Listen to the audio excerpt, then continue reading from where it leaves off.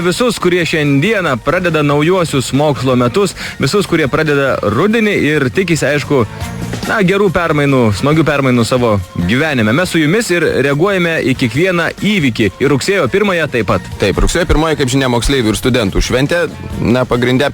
Ir norėtumėm pasikalbėti su kokiu nors moksleiviu arba studentu. Jūs galite... Jūs jau paskambinti, žadėjom sakyti, bet jau skambutis čia. Labadiena, M1. Sveiki, gaidžiukai, Ai, tai ar čia tik ne Saulius mums iš Šiaulių skambina? Sauliens, atsimink visam gyvenimui. Gerai, atsiminsiu. Sveikink mane, su rugsėjo 1. Su rugsėjo 1, Sauliau, tai kad... Jo, aš student, žinok, jau visks. Sauliau, tai kad jūs tik 7 klasės baigęs. Koks tau skirtums? Ko čia prisiknisai dabar, ne? Nuo šio rudens aš įstojau į žemės ūkio mokyklą. O, supratai? Sauliau, tai ar čia jūs susidomėjo žemės ūkiu, ar... Eik, tu durnas gal. Motina užrašė, pradėjo siuntinėti man locheliai kvietimus į kariuomenę, ne? Tipo, Saulėns, toks, nekviečiam tarnaut.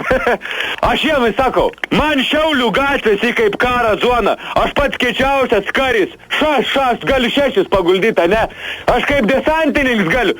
Iš 3 aukštai su televizoriumi šokt. Tai ką man į tą kariuomenį kaip lochui kokiam? Tai Sauliau žadat kibti mokslus dabar? Ar aš? Nu taip. Aš į mokslus.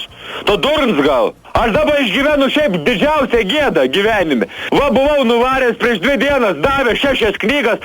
Nu, tokia gėda, žinok, aš nežinau, kur dėti, aš dabar grįšiu prieš draugelius, kaip aš su tom knygom atrodysiu, kaip loks, ne koks. Tai, paėmiau tas knygas su visų maišiuku, sugrūdau iš konteinerio šiukšlių. Nu, supratau, Sauliau, bet tai gal galit kokį palinkėjimą visiems Lietuvos moksleiviams dabar? Aš taip sakau, iš tavo patirties. Visi mokslai ir šūts išskyrus fiskultūrą.